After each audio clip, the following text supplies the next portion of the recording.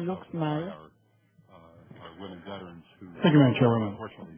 Thank all of you for being here as well. As a small business owner, as a holder of the family-owned business, we face that situation every day, so I understand your dilemma. Small business owners are the ones that make this country what it is today, and it's interesting that we seem to continue to pile more situations on the small business folks, and this is just one of those. Small businesses really are hanging on by a thread. It's a very tenuous situation for them in general right now, and this is a situation where hopefully with this bill that's being proposed by the chairwoman and ranking member, with pooling, we'll be able to hopefully find a way to minimize some of the impact of these increasing costs. At the end of the day, we've got to find a way to control costs. That's the general objective in here, and do this. We've all got our ideas, and I'm concerned about some of them, but I think, we're here today to discuss the bill itself to an extent, and I was just curious. I assume that all of you are for it. Is anybody against having reservations about pooling for small business folks? And start Mr. Wordsworth. Well, I don't know how you would relate this to the old association health plans, if you will, those AHPs. But the concept is a terrific concept because it does allow you to get critical mass and get the attention of the insurance companies. And large companies can do that, even the companies that aren't large enough to self-insure. And we just cannot do it. I mean, an insurance company is not interested with someone with, say, 7 employees, like we are with someone with 700. But I like it by industry, because if you pool by industry, let's say health and food service, it gives the insurance companies a much better thing to get their arms around to even bid on it, rather than mixing measles and aircraft something and let's say a landscape, and that, because the risk and those kinds of things are much different. And the other thing I was just saying is, I don't hear any reward for wellness, and I really believe our future of our healthcare system is not on the back end in repair, but I think it's on the front end in prevention. And I think this for the government. There's a great term I love to use is meddle. The term of meddling. I think the government should meddle in rewards to help. I'm with you, sir. Good. I'm with you. Thank you, Mr. Bookholder. Okay.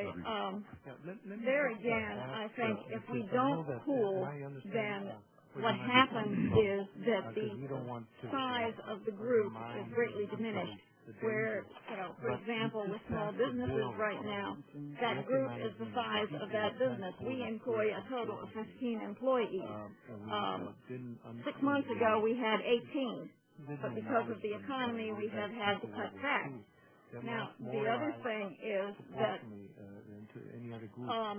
in terms of pooling, we need to have larger groups, because if you look at what's happening in the Western Maryland area, there are now only 2 companies that provide health insurance coverage. There is no competition. And, if there's not going to be any competition, then we as small business owners need to have a means of fighting back against that. And I'm not sure if we're going to amend to enclose it a little better, but when you're in the field, I was just curious whether you were supporting the bill we're discussing here today, or getting information for with regards to pooling of businesses to try and find a way to cut costs. Is it something that will work for you? I get what you're coming from, but it's a pretty kind of difficult. Okay, that's fine. Mr. Nicholson. The veterans are having to show that he was in that kind of theater. How about the concept? Because I have also veterans that were sent to Cambodia and Laos, and they weren't supposed to be there either, and so they weren't in, and so how do we deal with those kind of situations? Would the gentleman yield? Yes, sir. I would just like to respond by saying all the examples we're giving are documented. I mean, establishing the service connection, the tragedy in Afghanistan. They had an allergy to their flowers, and the next thing you know, the cost of the insurance went skyrocketing. So you have to be careful about how you define your pool. Secondly, we've been a member of a pool for actually longer than we've had the flower shop.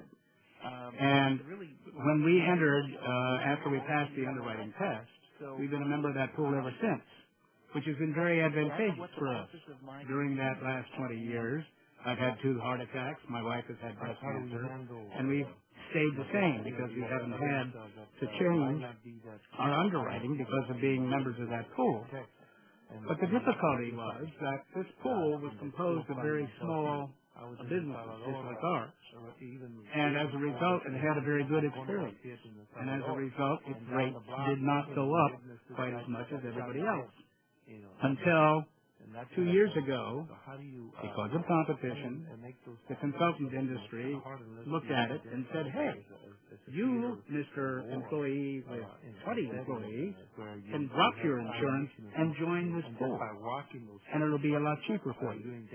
And so in the past year, we've had lots and lots of members joining that pool, but our experience has gone right through the roof because all of a sudden much worse.